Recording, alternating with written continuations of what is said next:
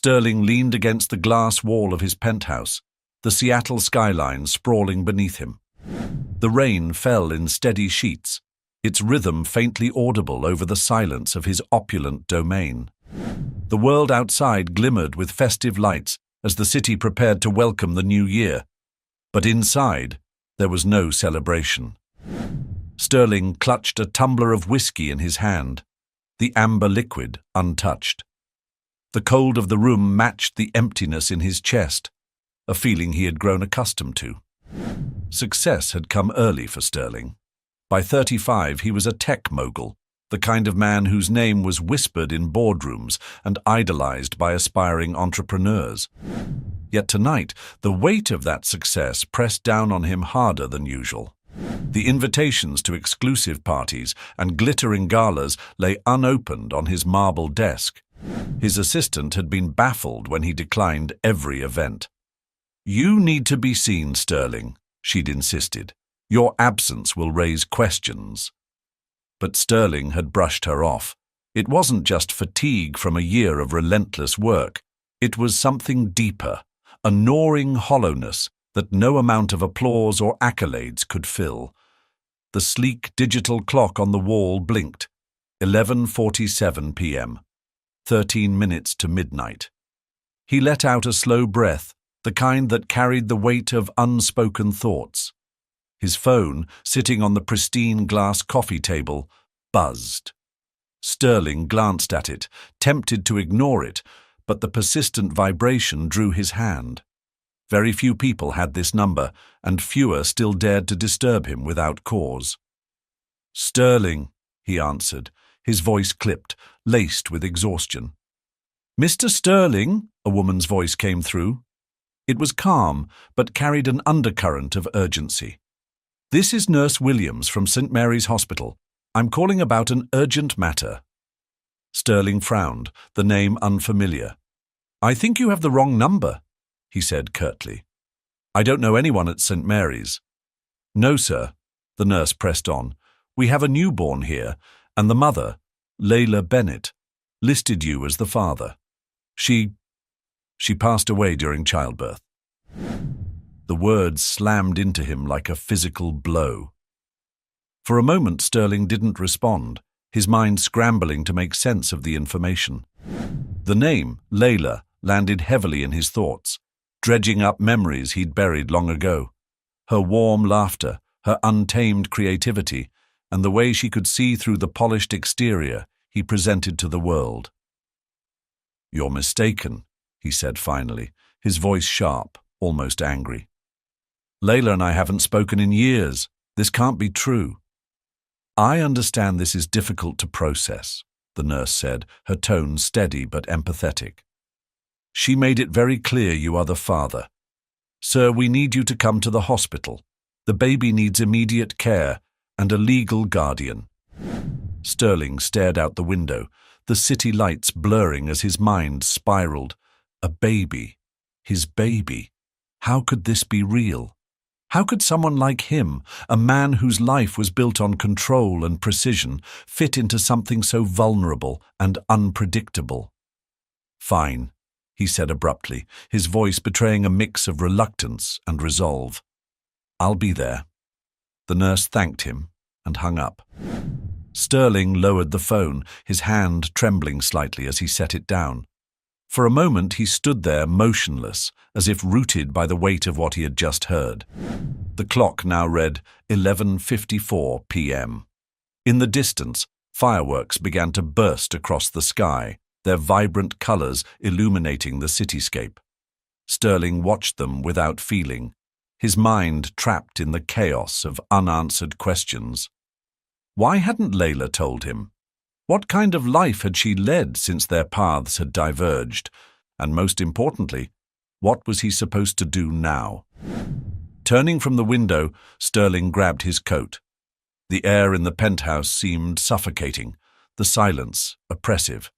The sleek black car waited in the private garage below, a symbol of his meticulously controlled life. But tonight, that control felt like an illusion. As the elevator descended, Sterling felt a strange pull, an inexplicable sense of inevitability. The new year loomed, not as a celebration, but as a reckoning. Everything he thought he knew was about to change. Sterling's car sliced through the rain-slicked streets of Seattle, the city alive with revelers ringing in the new year. Neon lights reflected off puddles, painting the asphalt in a kaleidoscope of color. Inside the car, the hum of the engine was the only sound.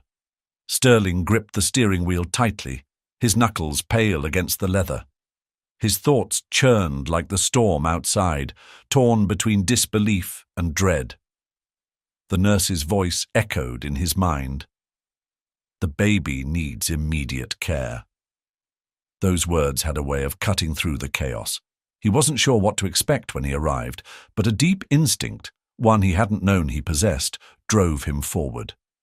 The city blurred around him as he neared the hospital. Parking in the nearly empty lot, Sterling stepped out into the cold drizzle, his tailored coat doing little to shield him. The neon glow of the hospital's sign, St. Mary's Medical Center, stood stark against the darkened sky. He paused for a moment, staring at the building as if it might offer answers. Then, squaring his shoulders, he pushed through the glass doors into the sterile brightness of the hospital's foyer. "Mr. Sterling?" a voice called softly. A nurse in scrubs approached, her expression professional but tinged with sympathy. She extended a hand. "I'm Nurse Williams. Thank you for coming. Please follow me." Sterling nodded, his throat too dry to speak.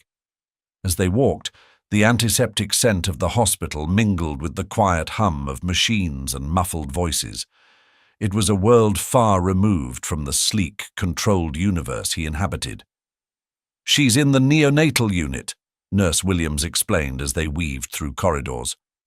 "She's stable, but premature. We've been monitoring her closely." Sterling didn't respond. The reality of what lay ahead felt surreal, like stepping into someone else's life. They reached a set of double doors, and the nurse pushed through, gesturing for him to follow. The neonatal unit was quiet, the dim lights casting a gentle glow over rows of incubators. Sterling's gaze swept the room, his heart pounding. The nurse stopped beside one of the units and motioned him closer. "There she is," she said softly. Sterling stepped forward hesitantly. Inside the incubator lay a tiny figure swaddled in pink. Her features were impossibly delicate, her chest rising and falling in rhythmic breaths. A shock of dark hair curled against her forehead, and her small hands twitched slightly in her sleep. He stared, the air leaving his lungs in a rush. This was his daughter, his child. The thought struck him with a force he wasn't prepared for. How could something so small and fragile belong to someone like him? "She's been through a lot," the nurse continued, her voice gentle. "But she's a fighter, just like her mother." At the mention of Layla, Sterling's throat tightened. Memories of her smile, her vibrant energy, flooded back unbidden. He felt a pang of guilt so sharp it nearly doubled him over. He had spent years burying the past, believing his ambition justified the sacrifices he had made. But now, standing here, those sacrifices felt hollow. She doesn't look like me," Sterling muttered, his voice cracking despite himself. The nurse smiled faintly. "She'll grow into her features. Right now, she just needs someone to be there for her."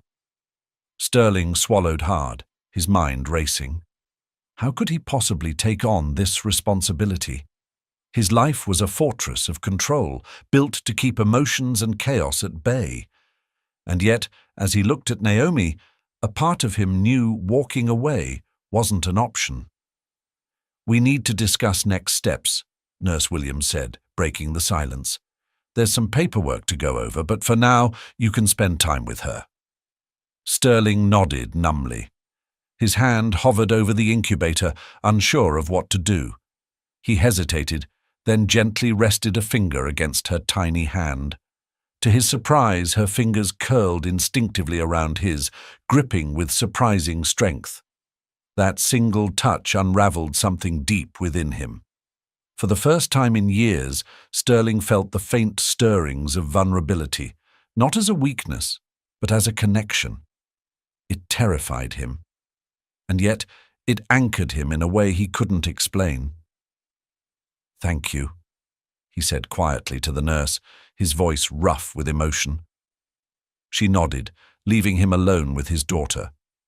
The hum of the machines filled the space, but Sterling hardly noticed. He couldn't take his eyes off Naomi, this tiny, fragile life that had shattered his carefully constructed world. Fireworks boomed in the distance, their muffled explosions marking the arrival of the new year. Sterling glanced toward the window, where the faint glow of the celebration painted the sky. It struck him as ironic. The world was moving forward, yet here he stood, frozen at a crossroads he hadn't seen coming.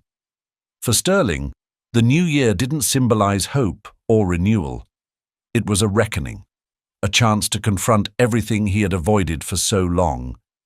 He didn't know what kind of father he could be, or if he was even capable of the love Naomi deserved.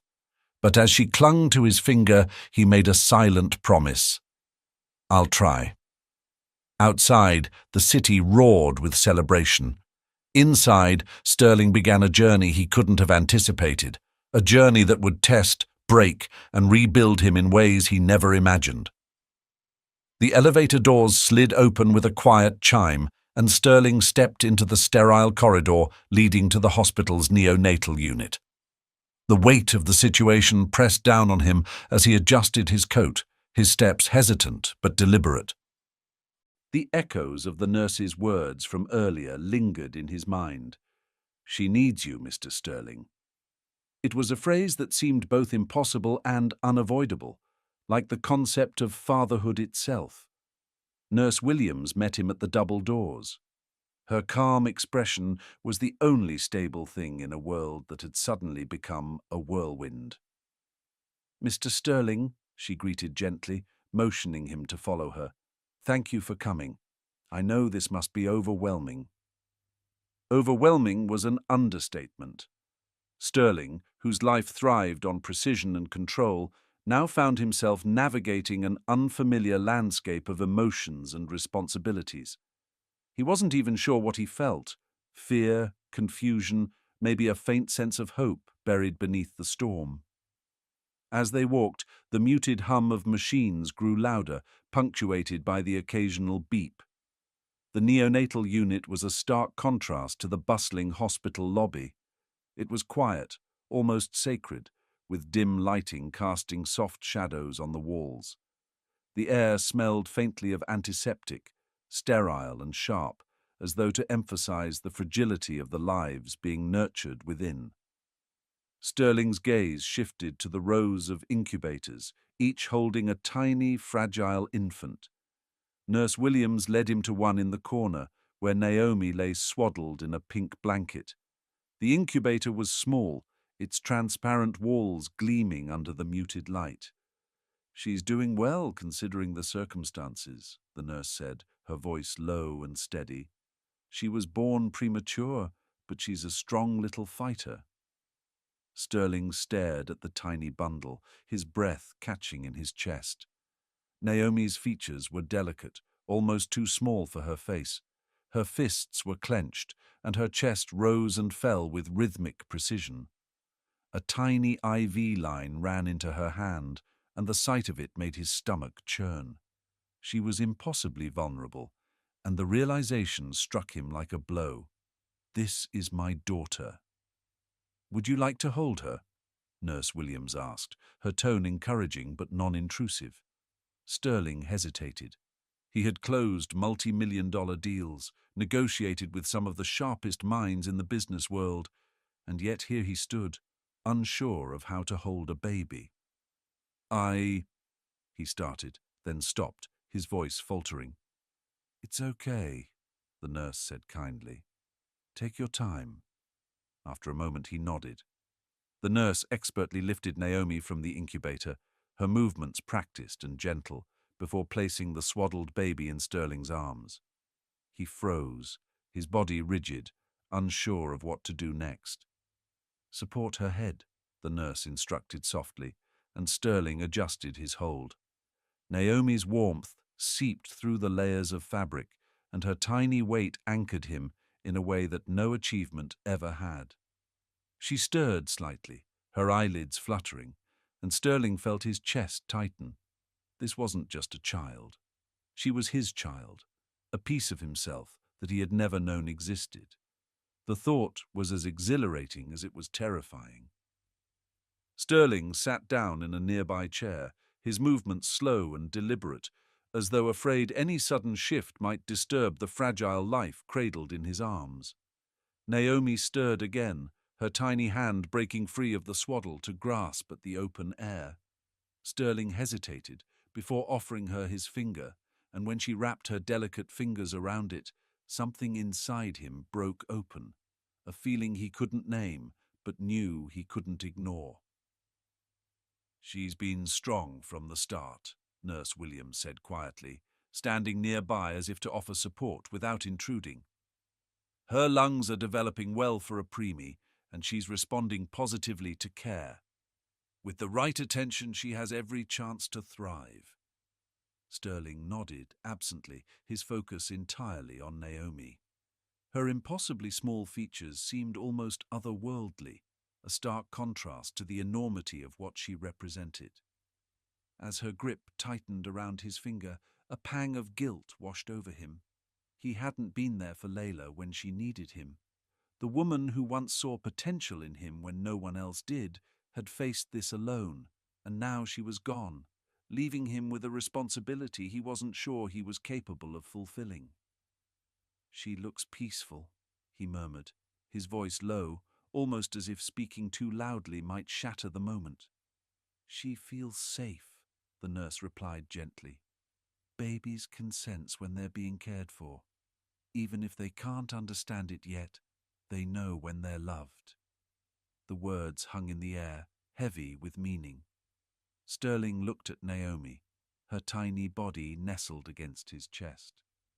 Could he give her that? Could he offer the love and safety she deserved when he'd spent his entire life building walls to keep others out? The idea of being responsible for someone so entirely, so irrevocably, was paralyzing. And yet, as she sighed softly in her sleep, he felt a flicker of something unfamiliar: hope. After a long moment, Nurse Williams spoke again, breaking the silence with practiced ease. "Mr. Sterling, there's one more thing." She handed him a sealed envelope, its edges slightly crinkled. Sterling's name was written on the front in a familiar, flowing script, Layla's handwriting. His heart sank. For a moment he couldn't bring himself to take it. The weight of her words, whatever they might be, felt too immense. Finally, he reached out, his fingers brushing against the paper as if it might burn him. He stared at it, his chest tightening. "She wrote this shortly before giving birth," the nurse explained softly. "She wanted to make sure you had it in case something happened." Sterling swallowed hard, his throat dry. He nodded but didn't open the letter, his hand gripping it tightly as though it might slip away. The nurse gave him a small, understanding smile and stepped back. "Take all the time you need. I'll give you some privacy." When she left, the room felt both too quiet and too loud, the hum of the machines and Naomi's steady breathing amplifying the storm of emotions inside him. Sterling glanced down at the envelope again. He wasn't ready to face what it contained, but he knew he couldn't ignore it forever. Instead, he looked back at Naomi. Her tiny face was serene, her grip on his finger unwavering. "It's just you and me now," he murmured, the words barely audible over the noise of the machines. "I don't know how I'm going to do this, but I'll try." The weight of the moment pressed down on him, but in Naomi's quiet presence, he found a strange sort of calm. For the first time in what felt like forever, Sterling wasn't thinking about deals, deadlines, or ambitions. The world beyond the hospital walls didn't matter. All that mattered was the fragile life in his arms and the promise he silently made to her. "I won't let you down." Outside the window, the rain continued to fall, mingling with the distant booms of fireworks, marking the start of a new year. For Sterling, it wasn't just a new year. It was the beginning of a new life, one he hadn't planned, but was determined to embrace. Sterling's penthouse felt like an entirely different world as he stepped inside, cradling Naomi in his arms. The pristine space, once a sanctuary of order and control, now seemed too vast, too sterile for the fragile life he had brought home. The soft hum of the city outside was muted, and for a moment he stood frozen in the entryway, unsure of where to go or what to do next. Naomi stirred slightly in her carrier, her tiny face scrunching up before she let out a soft cry. The sound jolted Sterling into action. He moved toward the living room, his steps tentative, and placed the carrier on the glass coffee table.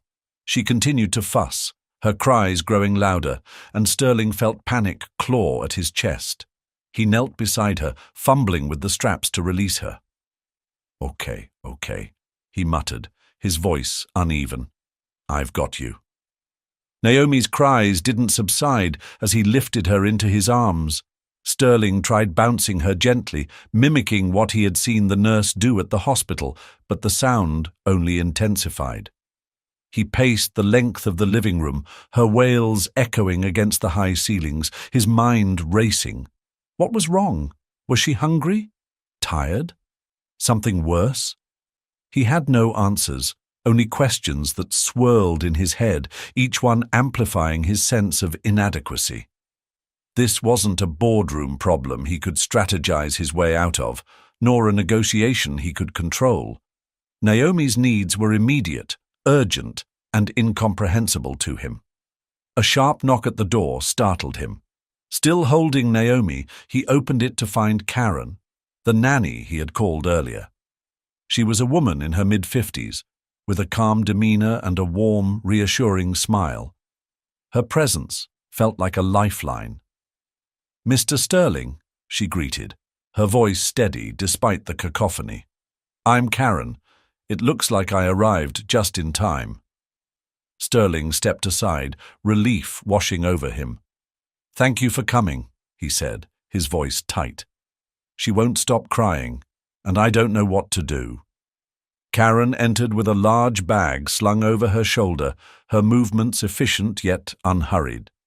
She took Naomi from Sterling's arms with practiced ease, her touch gentle but firm. Almost immediately Naomi's cries softened, though they didn't stop entirely. "Newborns are like this sometimes," Karen explained, glancing at Sterling. "Crying is their way of communicating. It's overwhelming at first, but we'll figure it out." Sterling watched as Karen rocked Naomi, humming softly. Within minutes, the baby's cries subsided into quiet whimpers, and her tiny body relaxed. The transformation was almost magical, and Sterling felt a strange mix of awe and inadequacy. "Why couldn't I do that?" he asked, his voice low. Karen smiled, her expression kind. "You will. It just takes practice. Babies don't come with instruction manuals, but they teach us as we go."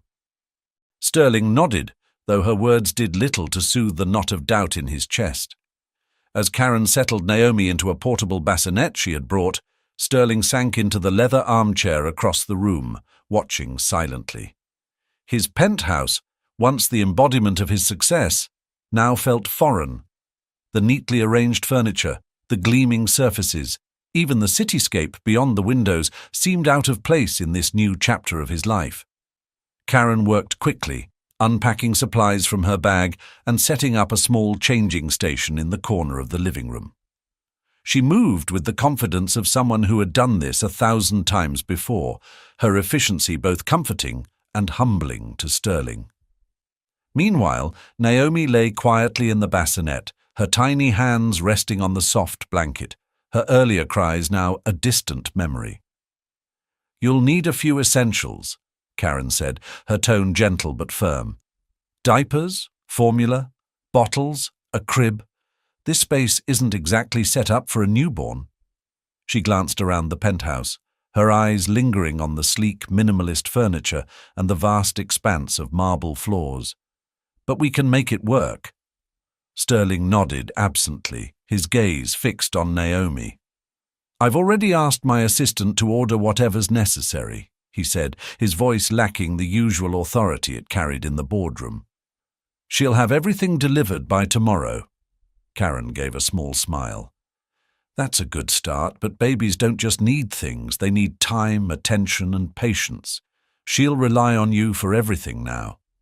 Her words, though spoken kindly, felt like a rebuke. Sterling leaned back in his chair, his hands gripping the armrests as he tried to process the enormity of what lay ahead. The image of Layla flashed in his mind. Her laughter, her vibrant energy, the way she could make the world seem less daunting. What would she think if she saw him now, fumbling through the first hours of parenthood? "Can you stay for a while?" he asked, surprising himself. "At least until I figure out what I'm doing." Karen's expression softened. "Of course. That's what I'm here for. But I won't be here forever, Mr. Sterling. My job is to help you get comfortable caring for her yourself." The idea of doing this alone felt overwhelming, but Sterling simply nodded. "Thank you," he said quietly.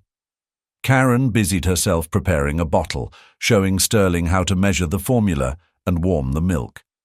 When it was ready, she handed the bottle to him. "Here," she said, her voice encouraging. "You should be the one to feed her." Sterling hesitated, his hands hovering awkwardly over the bottle. "What if I do it wrong?" "You won't," Karen assured him. "Just hold her close and take your time." With Karen's guidance, Sterling lifted Naomi from the bassinet, cradling her carefully in his arms. Her weight was so light, yet it felt immense in its significance. She stirred slightly, her tiny mouth opening and closing, as if searching. Sterling brought the bottle to her lips, and after a moment she latched on, sucking gently. The room seemed to fade away as he watched her. For the first time since stepping into the hospital, the knot of fear in his chest loosened, replaced by a quiet sense of wonder. Naomi's small, rhythmic movements, the sound of her soft breaths, it was all so ordinary and yet extraordinary at the same time. "You're doing great," Karen said softly, breaking the silence. "See, she's already responding to you." Sterling glanced up, a faint smile tugging at the corner of his mouth. "It doesn't feel real," he admitted. "None of this does." "It will," Karen replied. "Give it time." As Naomi finished the bottle, Sterling gently wiped her mouth with the cloth Karen had handed him. She blinked up at him, her eyes wide and unseeing, and for a brief moment he felt a connection that defied logic. She didn't know who he was, didn't care about his wealth or his accomplishments. All she needed was him. Karen took Naomi back to burp her, giving Sterling a moment to collect his thoughts. He stood and walked to the window, staring out at the city lights. The skyline was the same as it had always been, but tonight it felt different. Less like a backdrop to his success and more like a world he was seeing for the first time. Behind him, Karen's voice broke through his thoughts. "She's lucky to have you, Mr. Sterling, and you're lucky to have her." He turned, watching as Karen placed Naomi back in the bassinet. "I don't know if I'm ready for this," he admitted, "but I'm not walking away." "That's all she needs for now," Karen said with a reassuring smile. "The rest will come." As Naomi drifted off to sleep, Sterling felt a tentative sense of calm settle over him. The road ahead was daunting, but for the first time, he allowed himself to believe that he might be able to navigate it. Not perfectly, but enough. The morning light filtered through the penthouse windows, casting long golden streaks across the room. Sterling sat at the dining table, a steaming mug of coffee untouched in front of him. His eyes were heavy with exhaustion, but his mind was far too restless for sleep. The quiet hum of the city waking up below mirrored the new rhythm of his life, unpredictable and relentless. Naomi was asleep in the portable bassinet Karen had set up the night before, her tiny chest rising and falling in peaceful rhythm. For a moment Sterling allowed himself to simply watch her, marveling at how something so small could occupy so much space in his mind. But the peace was fleeting. Layla's name lingered in his thoughts like a shadow, pulling him into memories he hadn't revisited in years. They had met 5 years ago at a gallery opening. Layla had been an artist, wildly creative and unapologetically passionate about her work. Sterling had been captivated by her energy, so different from the polished, calculated world he inhabited. While others at the event spoke in hushed, pretentious tones, Layla had laughed, her voice ringing out like music. She had challenged him, called him out on his carefully constructed facade, and for the first time in his adult life, Sterling had felt seen. But the whirlwind romance had been short-lived. His ambition had always come first, and Layla, with her untamed spirit, had been unwilling to take second place. "You're building a fortress around yourself, Sterling," she had said during their final argument, "and one day you'll realize it's not a home, it's a prison." Her words had stung, but Sterling had brushed them off at the time, convincing himself that his success would validate his choices. Yet now, as he sat in the penthouse that Layla had once mocked, her absence felt more profound than ever. He had thought of reaching out to her over the years, even picked up the phone once or twice, but pride had always stopped him. And now it was too late. The sound of Naomi stirring pulled him from his thoughts. Her small cries filled the room, and Sterling moved quickly to her side. He lifted her carefully, her warmth grounding him in the present. "It's okay," he murmured, rocking her gently. "I've got you." Karen had left earlier that morning, promising to return in the evening, which meant Sterling was on his own for the day. The thought was daunting, but Naomi's small, steady breaths against his chest offered a strange kind of reassurance. She wasn't asking for perfection, just for him to be there. As he paced the length of the living room, Naomi's cries subsided, and Sterling felt the familiar pang of guilt return. He had missed so much already. Layla's pregnancy, Naomi's first moments in the world. He couldn't change the past, but the weight of it pressed heavily on his shoulders. Sterling eventually settled Naomi back into her bassinet, her soft coos filling the otherwise silent penthouse. He ran a hand through his hair, glancing at the clock. The hours seemed to blur together since he brought her home, the regimented order of his previous life replaced with something far messier and far more significant. Unable to sit idle, Sterling walked to his study. On the desk was the envelope Nurse Williams had handed him the night before, still sealed and untouched. It felt like a weight on his chest, one he wasn't sure he was ready to lift. But the unanswered questions about Layla wouldn't let him rest. With a steadying breath, he sat down and carefully opened the envelope. Inside was a single handwritten letter. Layla's elegant script stretched across the page, every word filled with the raw honesty he remembered so vividly. "Dear Sterling, if you're reading this, it means I'm no longer here." Writing these words feels surreal, but I knew I had to prepare for the possibility. There's so much I want to say, but first, I need you to know this. I never kept Naomi from you out of spite. I didn't tell you because I thought it would burden you. You always carried so much: your work, your ambitions, your need to prove yourself to a world that already saw you as extraordinary. I didn't want to add to that weight. Sterling swallowed hard, his grip on the paper tightening. The words hit with the precision of a scalpel, cutting through the layers of guilt and regret that had built up inside him. But as I carried Naomi, I realized I was wrong. She's not a burden, Sterling. She's a gift, the best of both of us. And she needs you just as much as I think you need her. I've seen glimpses of the man you are beneath all the armor. I know you're capable of more love than you let yourself believe. The knot in his chest tightened. He had spent years convincing himself that vulnerability was a liability, that love was a distraction. But Layla's words felt like a challenge, a reminder of the parts of himself he had buried long ago. Her name is Naomi. I chose it because it means pleasant or delight.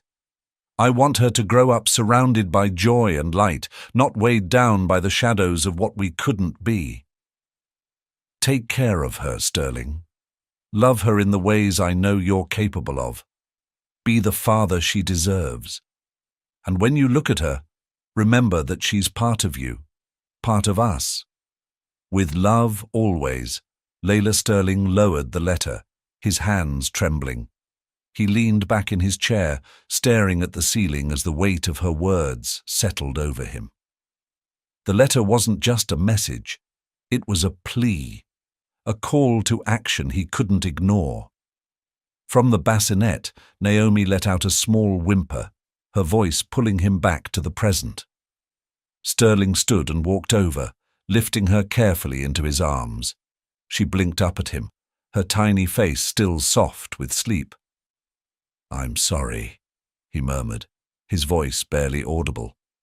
"I should have been there for you, and for her." Naomi stirred, her small hand brushing against his chest, and for the first time Sterling allowed himself to feel the full weight of the responsibility before him. It wasn't just about doing what was expected or fulfilling a duty. It was about honoring Layla's belief in him and building a life for Naomi that was worthy of the love she had left behind. As he rocked Naomi gently, Sterling made a silent promise. He didn't know what kind of father he would be, but he would do everything in his power to live up to Layla's faith in him. The sunlight streaming through the windows grew brighter, chasing away the shadows of the night before. And for the first time in years, Sterling felt the faint stirrings of something he thought he had lost long ago. Hope. Sterling's morning started with a jarring intrusion. His phone buzzed incessantly on the kitchen counter as he stood near the stove, attempting to prepare Naomi's bottle. He glanced at the screen, expecting another business-related message, but instead a flurry of notifications greeted him. His jaw tightened as he skimmed the headlines from various online tabloids. Billionaire Sterling's secret baby, the mystery behind the heir. Tech mogul Sterling seen leaving hospital with newborn. Who is the mother of Sterling's child? Sterling's grip on the phone tightened, his chest constricting. The grainy photos splashed across the articles showed him carrying Naomi in her swaddle, exiting St. Mary's Hospital. Her face, partially hidden, was still unmistakably visible to anyone paying close attention. The accompanying speculation ranged from wildly inaccurate to outright invasive. His focus was interrupted by Naomi's cries, pulling him back to the present. "I know, sweetheart," he murmured, quickly finishing the bottle and lifting her from the bassinet. As he held her close, he tried to push the noise of the headlines out of his mind, but the relentless buzz of his phone on the counter wouldn't let him ignore it for long. Once Naomi was fed and settled, Sterling called Lydia Moore, his PR consultant, a woman he'd relied on during business crises, but never for something so personal. Lydia answered on the first ring, her tone brisk but tinged with curiosity. "Sterling, I saw the headlines. I was about to call you." "What the hell is this?" Sterling snapped, pacing the length of the living room. "How did they find out about Naomi? I've done everything to keep this private." Lydia's sigh crackled through the line. "The paparazzi must have been tipped off when you went to the hospital. I'll investigate where the leak came from, but right now we need to control the narrative." "Control it how?" he demanded. "This isn't just about me. This is about her. I understand, Lydia said, her voice softening slightly. But the story is out there, and speculation will only grow if we don't address it.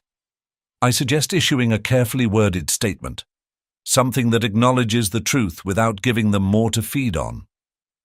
Sterling stopped pacing, his free hand running through his hair. The idea of making a public statement felt wrong. Naomi's life wasn't meant for public consumption. But the alternative was letting the tabloids dictate the story, twisting it into something unrecognizable. Draft something, he said finally, and make it clear that my daughter's privacy is non-negotiable. I'll send it over for your approval within the hour, Lydia replied. And Sterling, this won't go away overnight. Be prepared for more attention. He ended the call, his gaze drifting to Naomi, who lay quietly in her bassinet. Her tiny hands twitched as she slept, blissfully unaware of the storm brewing around her. Sterling's fists clenched at the thought of her being dragged into the public eye, her innocence exploited for clicks and headlines. He didn't care what it took. He would protect her. The drafted statement arrived in Sterling's inbox within the hour, as promised. Lydia had crafted it with precision, balancing acknowledgement and defiance. To the media and the public, it began, my daughter Naomi is my greatest responsibility and my most private treasure. Her well-being and her right to grow up free from public scrutiny are my top priorities. I respectfully ask for privacy during this time. Any intrusion into her life will not be tolerated and will be met with the full extent of the law. Sterling read the statement twice, his jaw tightening as he weighed its tone. It was firm, as it needed to be, but it felt inadequate to convey the depth of his emotions. Still, there was no time to dwell. With a curt response, he approved it, and Lydia set the wheels in motion. The statement was released by mid-afternoon, but it did little to calm the storm. Within hours, news outlets dissected every word, speculating endlessly about Layla and Naomi. Social media buzzed with rumors, some sympathetic, others cruel. The attention was relentless, and Sterling quickly realized it wasn't going to dissipate anytime soon. The intrusion became physical the next morning. When Sterling stepped onto his private terrace, a flash of movement caught his eye. Across the street, a photographer perched on a rooftop, camera lens trained on his penthouse.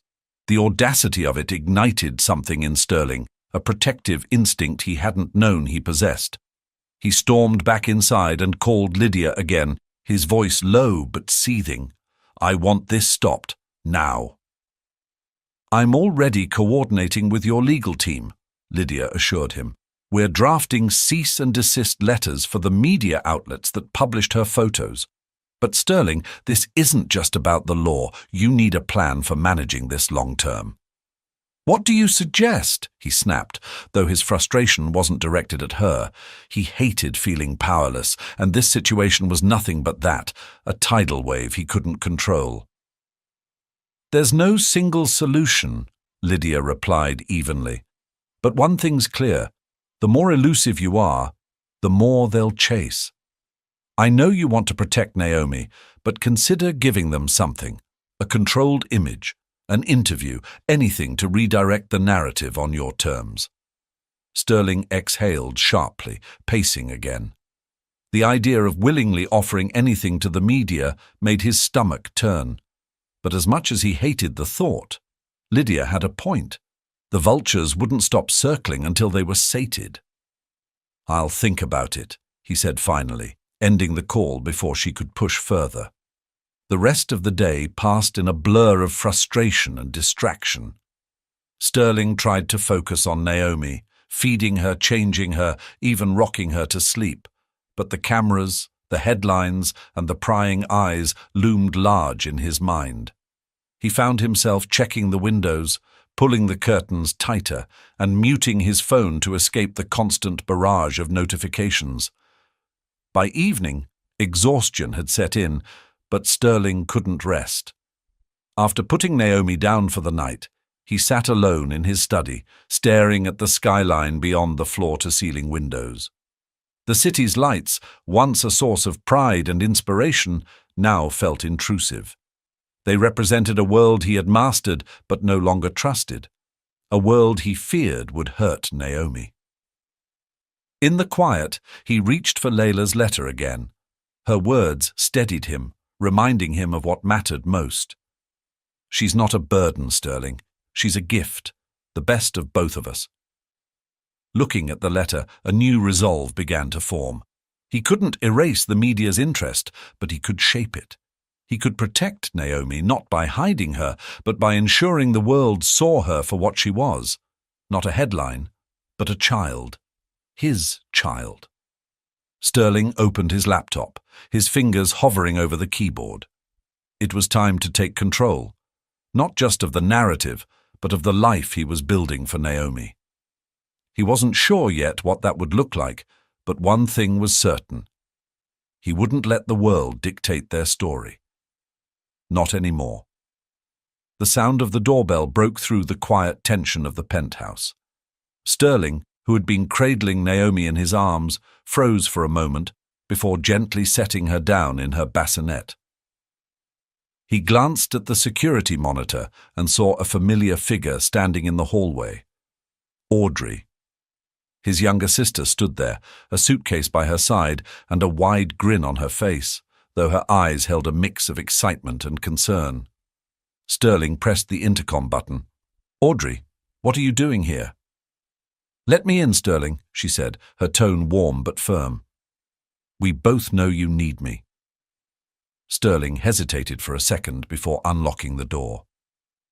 Audrey swept in, immediately filling the space with her vibrant energy. She looked around, taking in the sleek, minimalist decor before her gaze landed on the bassinet. Her expression softened.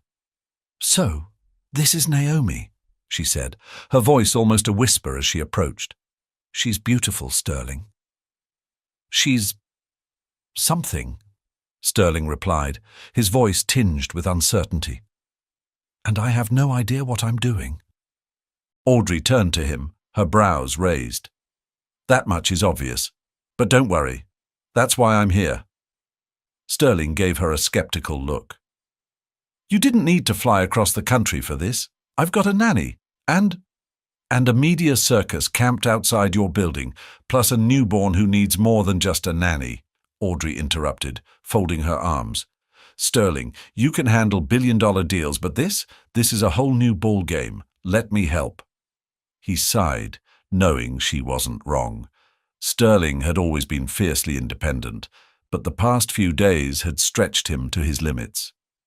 "Fine," he relented, "but don't expect me to suddenly turn into a pro at this." Audrey smiled, her usual playful confidence returning. "I wouldn't dream of it, but you'll get there." She set her suitcase aside and immediately began assessing the living space. "First things first, this place isn't exactly baby-friendly. Sharp edges, cold floors, and nothing that says a child lives here. We're going to need to make some changes." Sterling groaned, but didn't argue. He watched as Audrey moved around the room, her movements efficient and purposeful. It was strange, letting someone else take charge in his space, but it also felt like a weight had been lifted. For the first time in days, he didn't feel entirely alone. As Audrey worked, she asked questions about Naomi's routine, what the nanny had suggested, and how Sterling had been coping. Her tone was light, but he could sense the deeper concern beneath her words. "Honestly," he admitted after a pause, "I'm terrified, Audrey. I don't know how to do this. And every time I think I'm getting the hang of something, it feels like another challenge pops up." Audrey stopped what she was doing and walked over to him, placing a hand on his shoulder. "Sterling, no one knows what they're doing at first. But you're here. You're trying. That's what matters." Her words, though simple, struck a chord. Sterling nodded, a small flicker of hope igniting within him. He wasn't sure how, but with Audrey's support, he began to think he might just be able to figure this out. By the time the evening light bathed the penthouse in a golden glow, the space had begun to transform. Audrey had wasted no time rearranging furniture to create a more open, baby-friendly environment. She swapped out the cold, minimalist decor for soft rugs and cushions, making the living area feel less like a showroom and more like a home. Sterling watched her work, a mix of awe and gratitude bubbling under his usual guarded exterior. As Audrey unpacked her suitcase, pulling out gifts she had brought for Naomi, tiny onesies, colourful toys, and even a stuffed bunny, Sterling couldn't help but laugh. "You came prepared." "Of course I did," Audrey replied with a grin. "I might not be a parent, but I've been Aunt Audrey long enough to know the basics. Besides, someone has to keep you from losing your mind." Her teasing tone brought a faint smile to Sterling's face, but her presence did more than that. It offered a sense of normalcy he hadn't realized he needed. For the first time in what felt like weeks, the tension in his shoulders began to ease. Naomi stirred from her nap, letting out a small, insistent cry. Sterling moved toward her bassinet, but Audrey stopped him with a gentle hand on his arm. "Let me," she said softly. "You look like you could use a break." He hesitated but nodded, stepping back as Audrey lifted Naomi with practiced care. She rocked the baby gently, humming a soft tune that Sterling recognized from their childhood. It was a simple melody, one their mother used to sing, and the sound of it brought a pang of nostalgia he hadn't felt in years. "You're good at this," Sterling said, his voice quiet. Audrey smiled down at Naomi. "I've had plenty of practice with friends' kids, but it's different when it's family. She's already so special, Sterling. You can see it in her eyes." Sterling's gaze softened as he looked at his daughter. "She is," he admitted, "and I don't want to mess this up." Audrey turned to him, her expression serious but kind. "You won't. The fact that you're worried about it means you care. That's half the battle." Sterling let her words sink in, the knot of self-doubt loosening just a little more. Audrey handed Naomi back to him, and for the first time he felt a bit more confident as he held her. The baby nestled into his chest, her tiny breaths steady and calming. As the evening stretched on, the siblings talked about Naomi, about Layla, and about the challenges Sterling had been facing. Audrey listened without judgment, offering advice when needed, but mostly just being there. It was a role she had always excelled at, and Sterling found himself grateful in ways he couldn't fully express.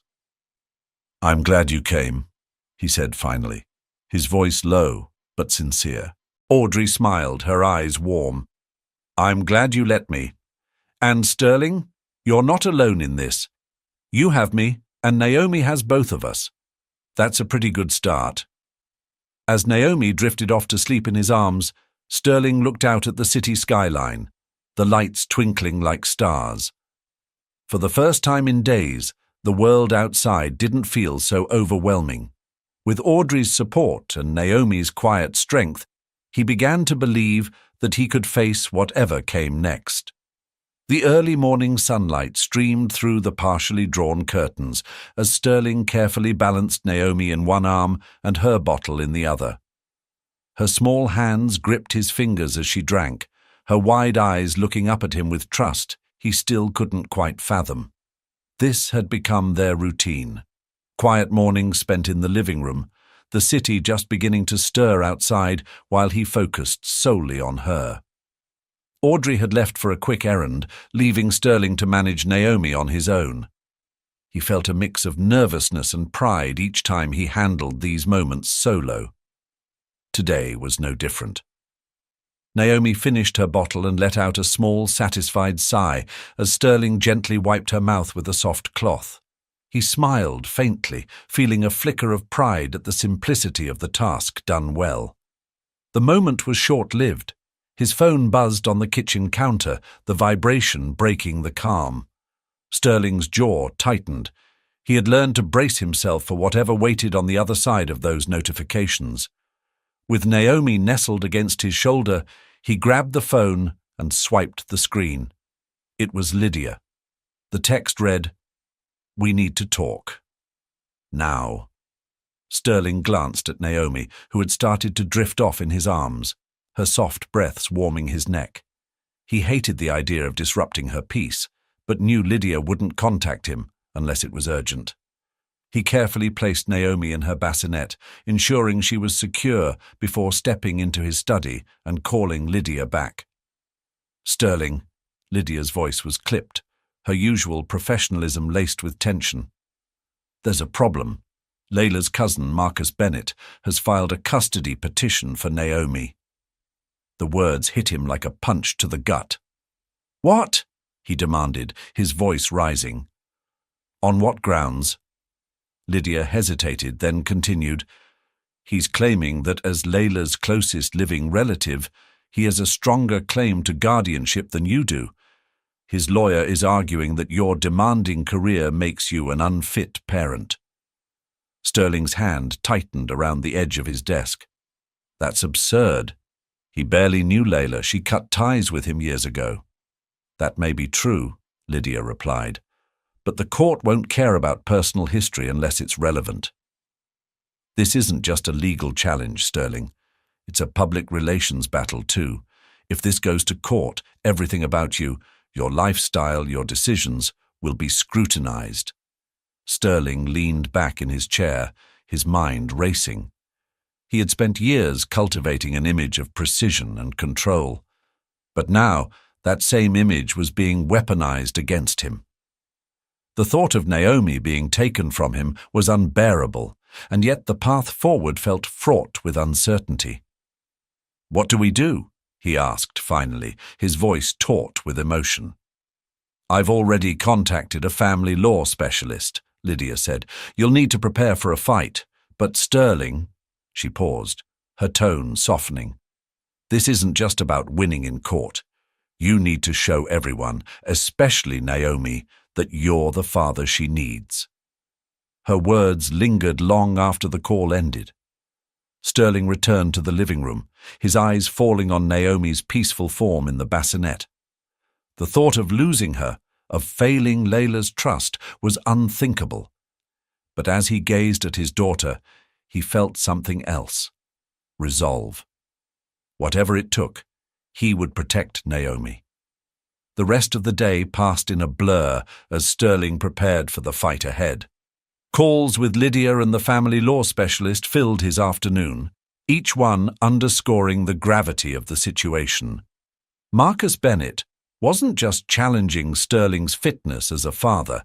He was leveraging public perception, painting himself as a more stable and nurturing option for Naomi. It was an argument Sterling despised, not just for its dishonesty, but for the kernel of truth it forced him to confront. As evening fell, Audrey returned, her cheerful demeanor fading the moment she saw Sterling's expression. "What happened?" she asked, setting down her bags and walking over to him. "Marcus Bennett," Sterling replied, his tone clipped. "He's filing for custody." Audrey's eyes widened in disbelief. "Marcus?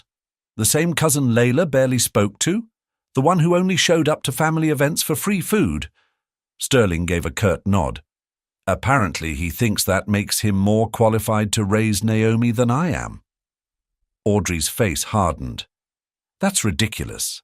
Layla chose you. She made it clear in her letter. Doesn't that count for something?"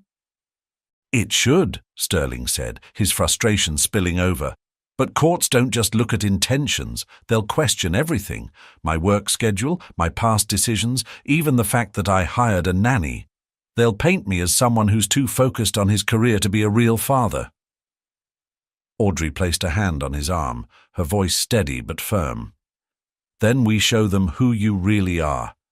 You're not just some CEO with a busy schedule. You're a father who's stepped up, even when you were terrified.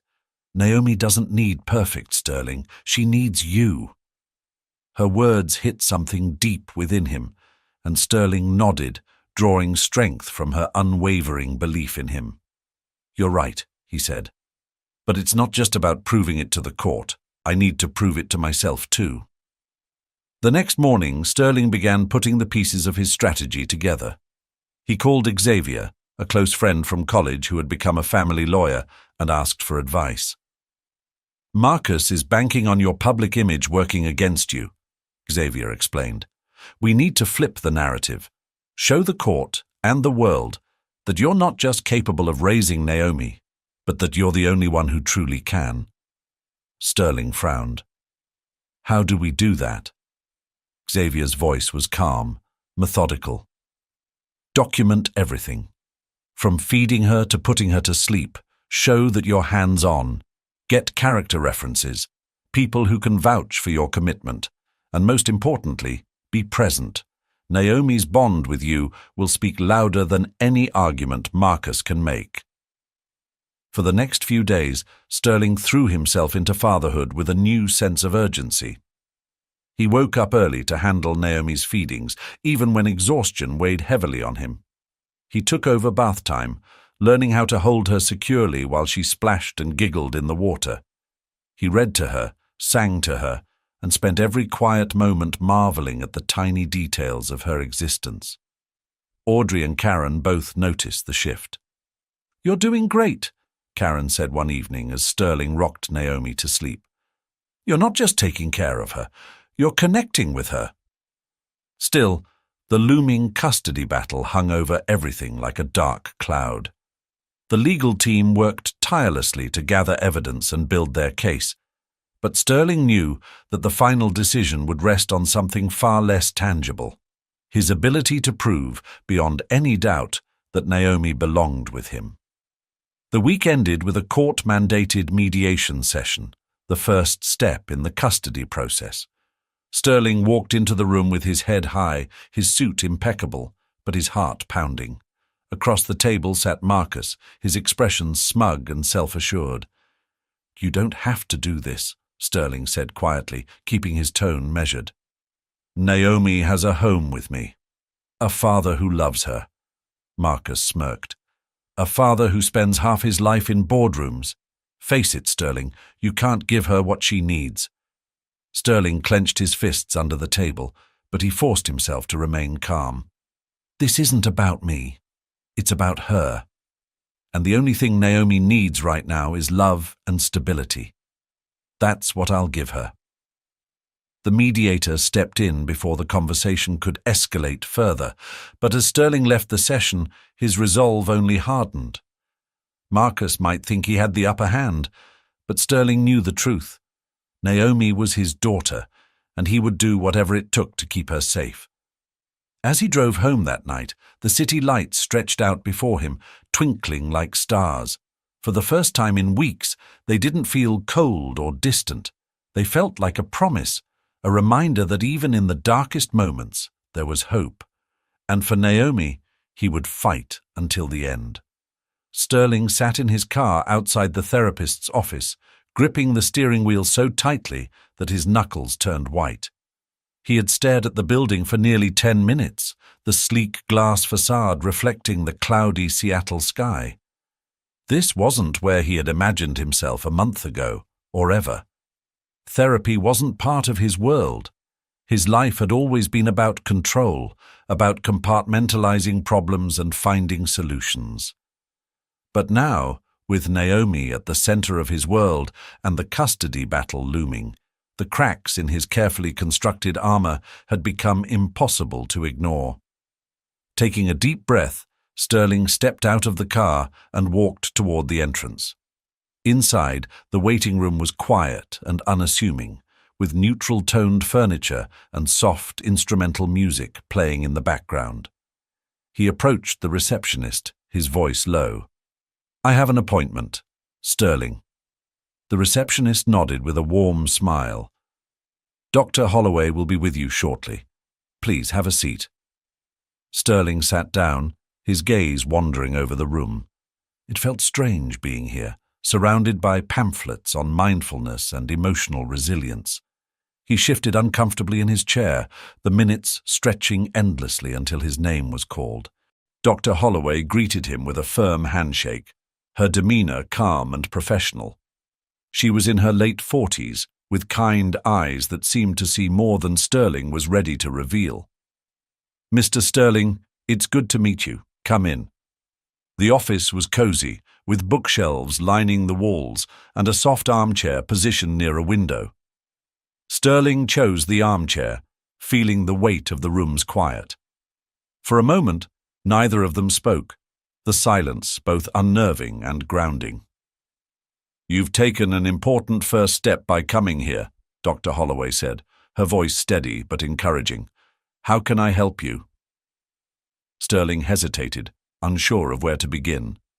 His mind flashed to the custody hearing, to Marcus's smug face, to Naomi's tiny hand clutching his finger. He exhaled slowly. "I don't know if I'm enough for her," he admitted finally. "I don't want to fail her." Dr. Holloway nodded, her expression thoughtful. "It sounds like there's a lot of pressure on you right now, both external and internal. Let's start with what's driving those feelings. Tell me about your relationship with your own father." The question landed heavily, and Sterling shifted in his seat.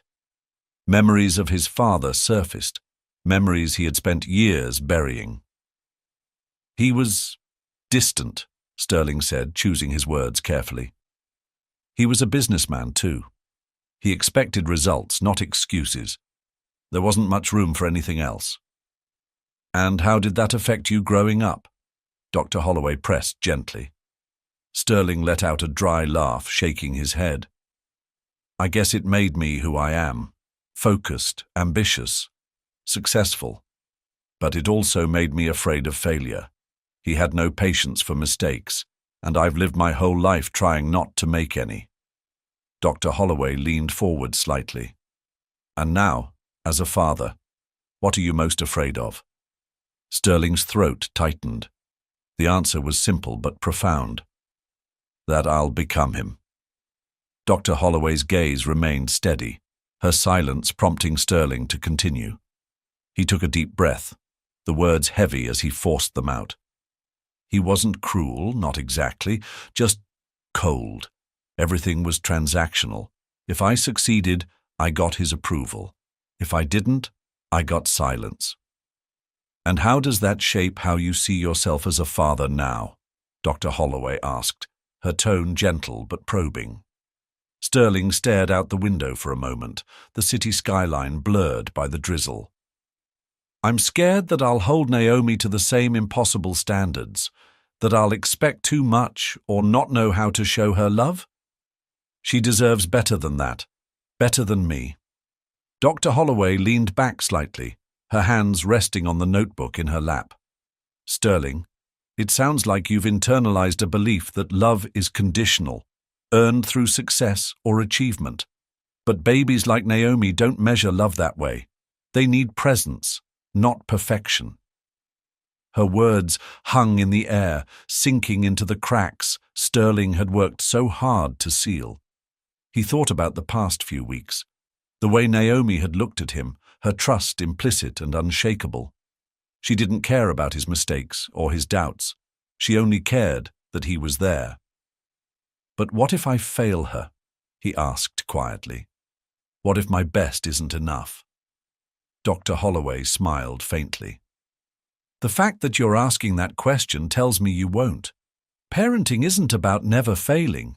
It's about showing up, learning and trying again. You're already doing that."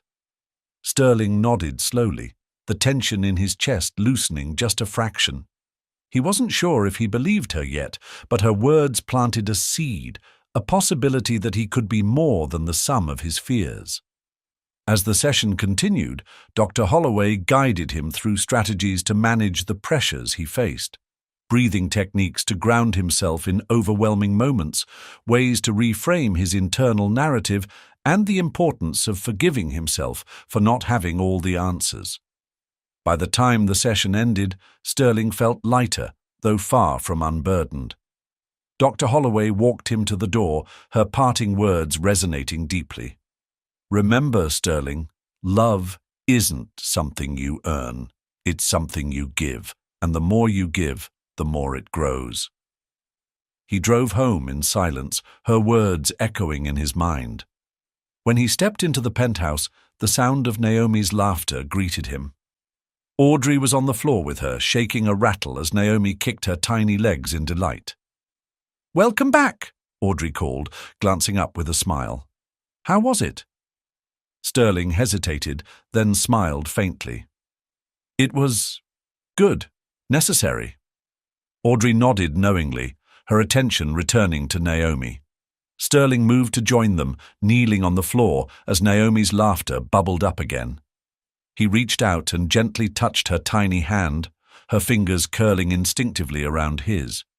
In that moment, something shifted. The doubts were still there, but they felt smaller, less insurmountable. Naomi didn't need him to be perfect. She needed him to be present. And for her, he would be. As the evening stretched on, Sterling found himself more at ease. He fed Naomi, read her a story, and rocked her to sleep, feeling a quiet sense of accomplishment in the smallest of tasks. He still didn't have all the answers, but for the first time, he felt like he was asking the right questions. Sitting in the nursery, watching Naomi sleep, Sterling thought of Layla's letter. Her faith in him had felt impossible at first, a weight he couldn't carry. But now it felt like a guide, one he was finally learning to follow. Before leaving the room, Sterling whispered softly, "I'll figure this out, Naomi. I promise." And for the first time, he believed it. Sterling adjusted his tie, his reflection staring back at him from the mirror in the court's waiting room. The polished surface showed no signs of the storm churning inside him. This was the day he'd been preparing for, the first official custody hearing to determine Naomi's future. Despite all the preparation, the nerves remained, a tight coil in his stomach that refused to unwind. Audrey sat beside him, her hand resting lightly on his arm. "You've got this," she said softly. Her voice carried the same calm reassurance she'd shown in the weeks leading up to today, though her own worry was evident in the slight furrow of her brow. "You've done everything you can." Sterling nodded, though her words did little to ease the tension. Across the room, Marcus Bennett sat with his lawyer, a man whose sharp suit and sharper gaze screamed opportunism. Marcus, on the other hand, looked smug, as if he'd already won. Sterling's fists clenched at the sight, but he forced himself to take a steadying breath. Losing his composure now wouldn't help Naomi.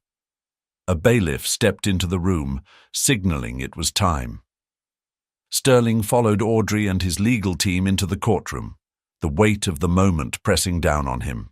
The room was sterile and imposing, with rows of wooden benches and a raised bench where the judge sat. Sterling's lawyer, Xavier, leaned in as they took their seats. "Stick to the facts and remember, it's about Naomi, not you. Let your love for her shine through." The proceedings began with the judge introducing the case and laying out the day's agenda. Marcus's lawyer was the first to speak, launching into a carefully crafted argument. He painted Marcus as a stable, family-oriented man with a strong network of support, contrasting it with Sterling's demanding career and the public scrutiny surrounding him. Sterling's jaw tightened as he listened, the portrayal both infuriating and disheartening. Every word was designed to question his suitability as a father, to exploit the vulnerabilities he'd spent weeks addressing. When Marcus took the stand, his words only added fuel to the fire. "Naomi deserves a home where she's the priority," Marcus said, his tone smooth and practiced. "Sterling's a brilliant businessman, but his life doesn't leave room for a child. I'm family, and I can give her the stability and care she needs." The words stung, but Sterling refused to let them shake him. He kept his focus on Naomi's picture in his mind, the small, bright-eyed face that had become his anchor. When it was his turn, Sterling stood, adjusting his jacket before approaching the stand. Xavier's questions were straightforward, guiding Sterling to speak about his bond with Naomi and his commitment to her well-being. He described the nights spent soothing her cries, the mornings feeding her, and the quiet moments of connection he had come to cherish. "What makes you believe you're the best person to raise Naomi?" Xavier asked, his voice steady. Sterling paused, his gaze sweeping the room before settling on the judge. "Because I love her," he said simply. "She's my daughter, and every day she shows me what it means to be a better man. I'm not perfect, but I'm here. I'll always be here." The courtroom fell silent, Sterling's words hanging in the air. For a moment, even Marcus's confident facade seemed to waver. Sterling let out a slow breath, his hands gripping the edges of the witness stand as he prepared for the cross-examination. Marcus's lawyer rose, his expression cool and calculating. "Mr. Sterling, you mentioned your love and commitment to your daughter, which no one here doubts. But would you agree that love alone doesn't guarantee a stable environment for a child?" Sterling's jaw tightened, but he kept his voice calm. "Love isn't all Naomi needs, but it's where everything starts. A stable home, security, and guidance. They all stem from love." The lawyer smiled faintly, as if expecting the response. "You've built a remarkable career, Mr. Sterling, one that demands long hours and constant travel. Can you honestly say you'll be able to maintain that same level of dedication to Naomi?" Sterling met the lawyer's gaze, his voice steady. "My priorities have changed. Naomi comes first now, and I've already made adjustments to ensure she has all the time and attention she needs." The lawyer pressed further, his tone sharpening. "And what about the media attention that surrounds you? Don't you think the constant scrutiny puts Naomi at risk?" Sterling hesitated for a split second, then said, "Yes, the attention is challenging. But I've taken every step to shield Naomi from it, and I'll continue to do so. No one will ever use her to make headlines, not while I'm her father." The lawyer continued to probe, but Sterling held his ground, his resolve unwavering. Every question reminded him of what was at stake, of the tiny life waiting for him at home. By the time the cross-examination ended, Sterling returned to his seat feeling drained but proud. He had spoken his truth, and now all he could do was wait. Audrey leaned over, giving his arm a reassuring squeeze. "You were perfect," she whispered. Sterling nodded, though his mind raced with uncertainty. Would it be enough? The judge called a brief recess, allowing everyone to regroup before final arguments. Sterling stepped out into the hallway, the cool air a welcome relief from the tension inside. He stood by the window, staring out at the city below. The weight of the hearing pressed down on him, but his thoughts kept returning to Naomi. Her soft laugh, her wide eyes, they were reminders of why he couldn't afford to falter. When court resumed, the final arguments were made. Marcus's lawyer reiterated his case, focusing on stability and family ties. Xavier countered with a passionate defense, emphasizing Sterling's growth and the undeniable bond he had formed with Naomi. His words carried weight, but it was Sterling's own testimony that seemed to linger in the room. As the session concluded, the judge announced that a decision would be rendered in the coming days. The uncertainty gnawed at Sterling, but he forced himself to remain composed. He gathered his belongings, shaking hands with Xavier before leaving the courtroom. Outside, Audrey waited with a faint smile. "You did everything you could," she said. "Now we wait." Sterling nodded, the exhaustion catching up with him. He knew the fight wasn't over, but for the first time in weeks, he felt a glimmer of hope. Naomi's future hung in the balance, but he had fought for her with everything he had. That, he knew, was what Layla would have wanted. As he drove home, the city lights blurred in the drizzle, their glow reflecting his mixed emotions. He didn't know what the next days would bring, But one thing was certain. He wouldn't stop fighting for Naomi. Not now, not ever. And as he stepped into the penthouse, greeted by her soft cries, he knew he'd do it all over again if it meant keeping her safe. The grand ballroom buzzed with anticipation as guests mingled beneath the glittering chandeliers. Sterling stood near the stage, adjusting the cuffs of his tailored suit, his face a composed mask that belied the storm of emotions underneath. Tonight was the launch of the Layla Bennett Foundation, a project he had poured himself into over the past few weeks. It wasn't just a tribute to Layla, it was a promise to Naomi, a commitment to create something meaningful for her future and for others like her. Audrey appeared at his side, her expression equal parts excitement and reassurance. "You've got this," she said, offering a warm smile. "This isn't just another corporate event, Sterling. This is personal. Let them see that." Sterling nodded, his gaze sweeping the room. The attendees were a mix of influential figures, philanthropists, business leaders, and media personalities. The foundation's launch had drawn considerable attention, not all of it welcome. While many applauded Sterling's efforts, some whispered that it was a calculated move to sway the custody battle. Sterling ignored the chatter, focusing instead on the purpose behind the night. As the lights dimmed, the MC took the stage, drawing the room's attention.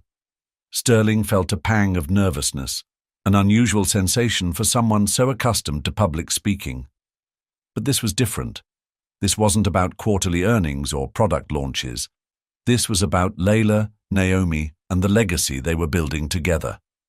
When his name was called, Sterling stepped onto the stage, the applause a distant hum in his ears. He approached the podium, gripping its edges as he surveyed the expectant faces before him. Taking a steadying breath, he began. "Good evening," he said, his voice strong but tinged with emotion. "Tonight, we gather not just to celebrate the launch of the Layla Bennett Foundation, but to honor a woman whose spirit continues to inspire. Layla was someone who believed in creating beauty, in seeing potential where others might not. This foundation is a reflection of that belief, a way to provide support and opportunity for single parents and their children." His words resonated in the quiet room, the sincerity cutting through the usual formalities of such events. Sterling continued, speaking about the Foundation's mission to offer resources, education, and financial assistance to families in need. He shared anecdotes about Layla's resilience and her dreams for Naomi, his voice faltering slightly as he spoke of her unwavering faith in him. "I may not have been there for her when she needed me most," he admitted, his throat tightening. "But I'm here now, and I'll continue to be here, not just for Naomi, but for the countless families who face challenges alone. Because no one should have to do this alone." As he stepped back from the podium, the applause was immediate and heartfelt. Sterling exhaled, a mix of relief and resolve washing over him. The foundation was just beginning, but it already felt like the most significant thing he had ever done. As the applause subsided, Sterling stepped down from the stage, weaving his way through the crowd. Guests approached him with congratulations, their words blending into a background murmur.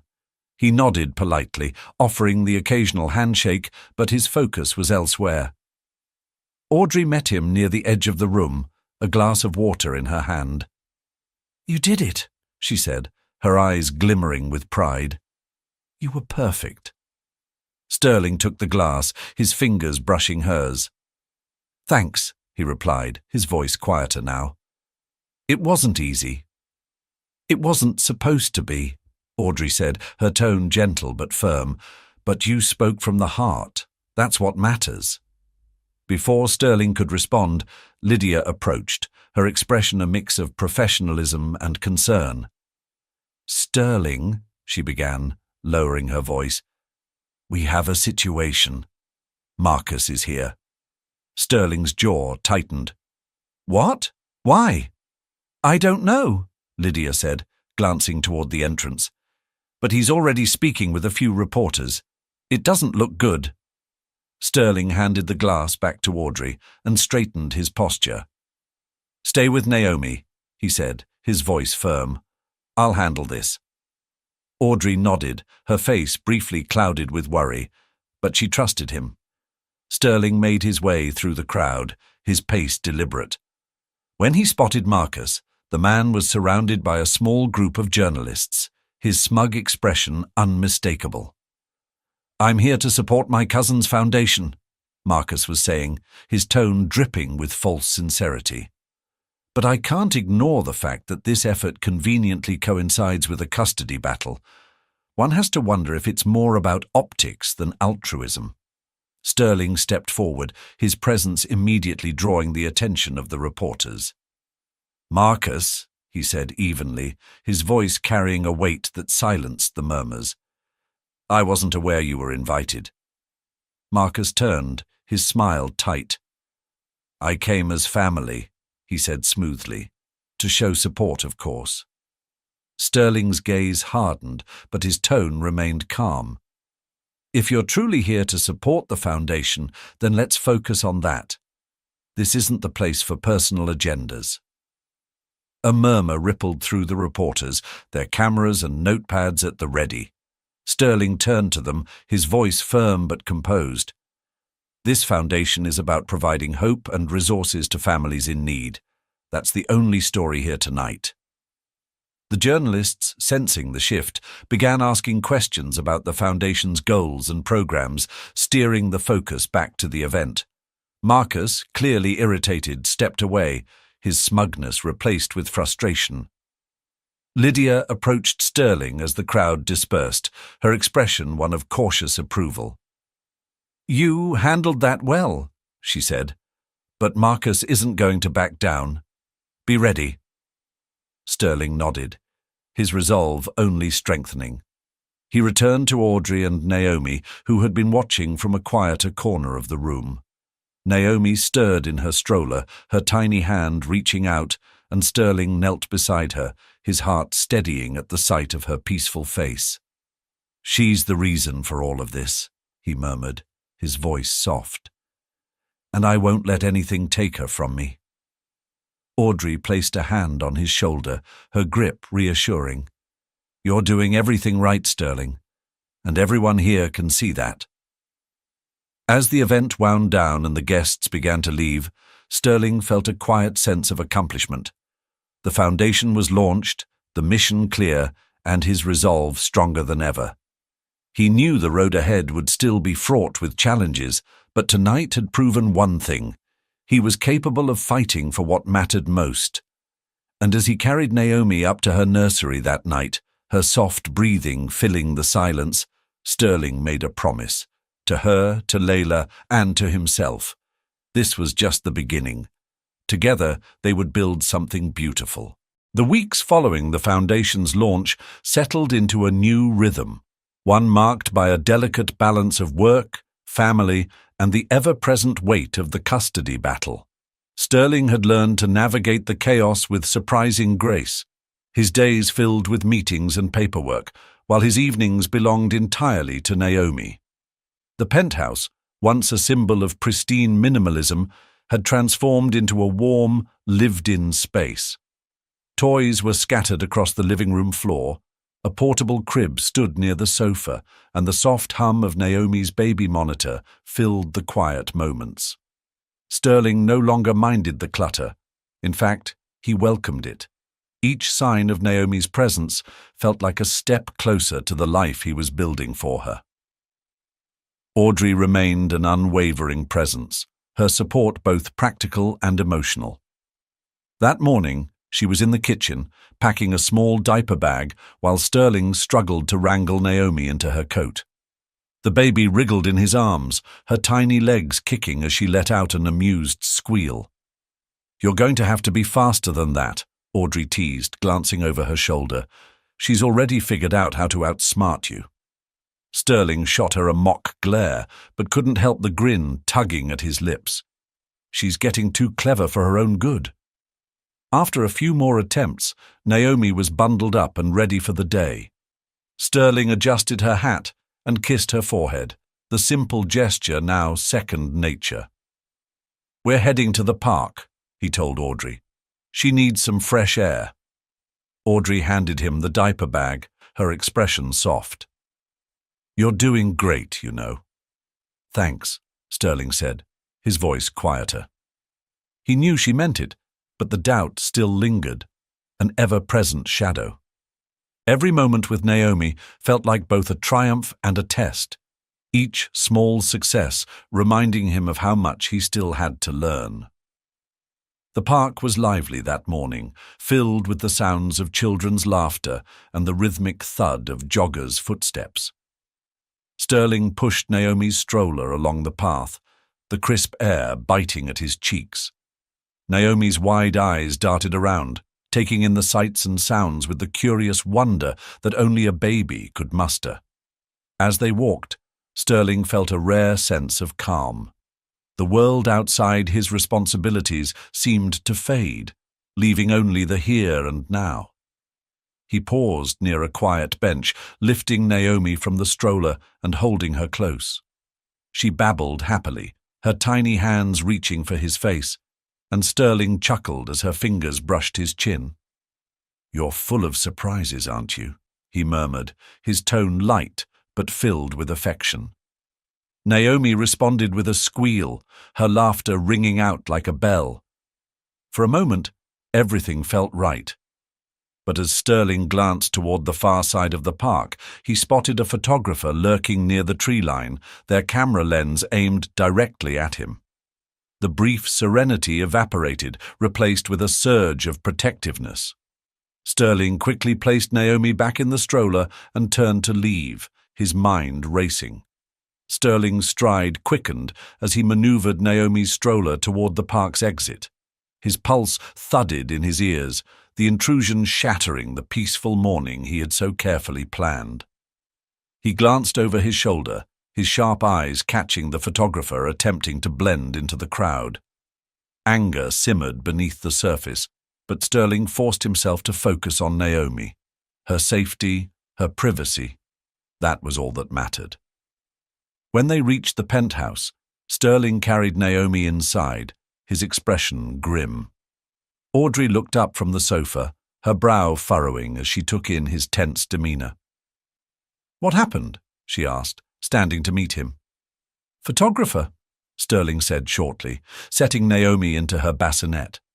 She gurgled happily, oblivious to the tension around her. "At the park. They were watching us." Audrey's face hardened. "They're getting bolder." Sterling ran a hand through his hair, frustration evident in every movement. "It's not enough that they dig into my life. Now they're coming after hers." Audrey placed a hand on his arm, her grip firm. "We'll figure this out, but you need to stay focused. Losing your temper won't help Naomi." Sterling nodded, taking a steadying breath. She was right, as always. He couldn't afford to lose control, not now, with so much on the line.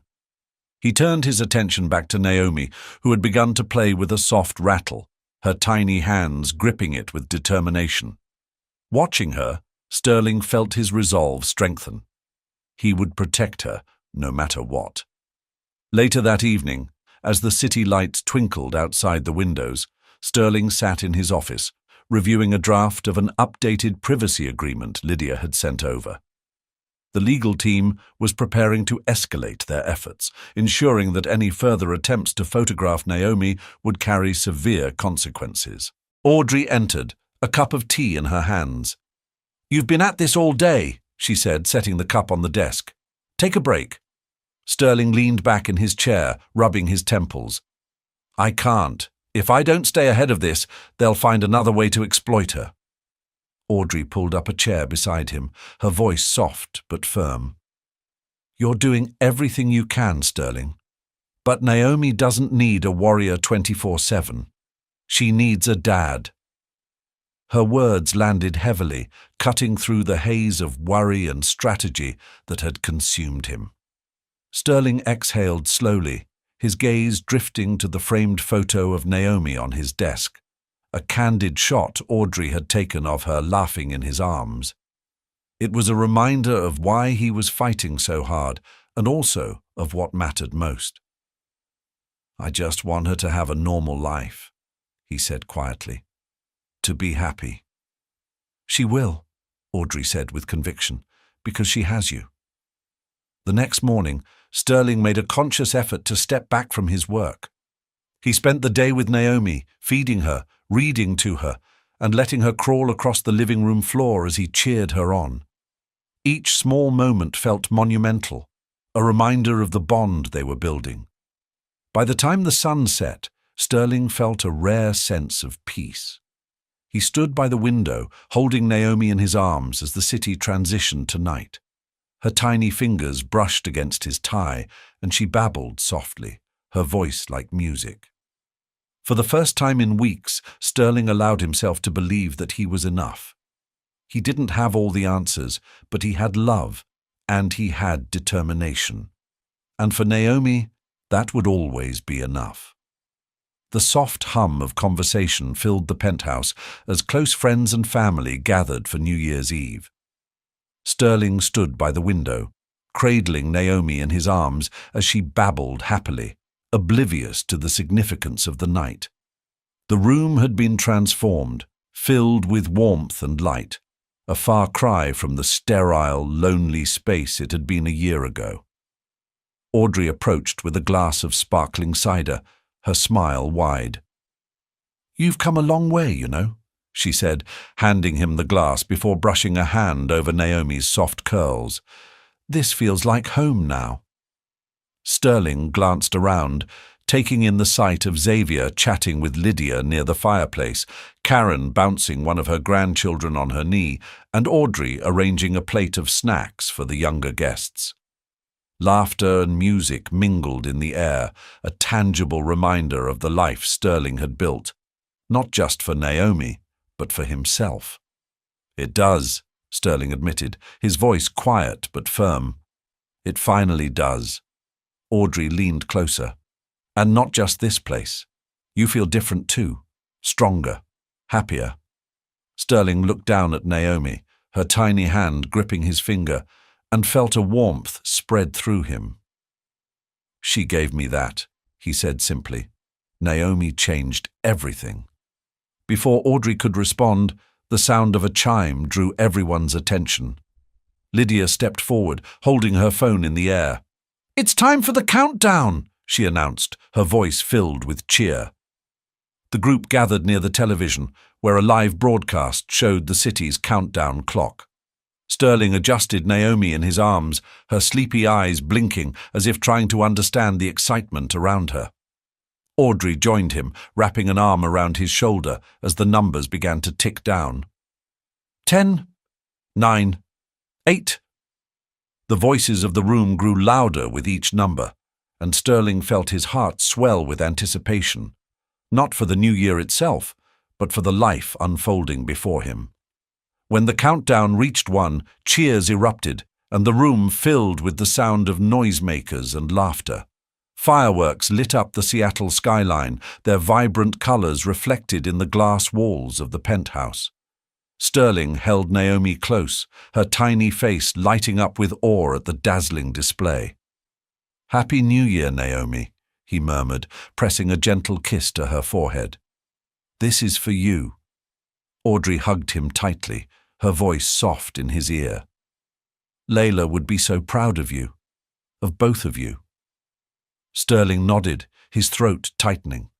He didn't need to speak. The weight of her words was enough. He looked at Naomi again, her joy infectious, and felt an unshakable certainty that he was exactly where he was meant to be. As the fireworks painted the night sky in bursts of vibrant color, the room began to settle into a quieter rhythm. Sterling found himself sitting on the plush rug in the living room, Naomi nestled in his lap.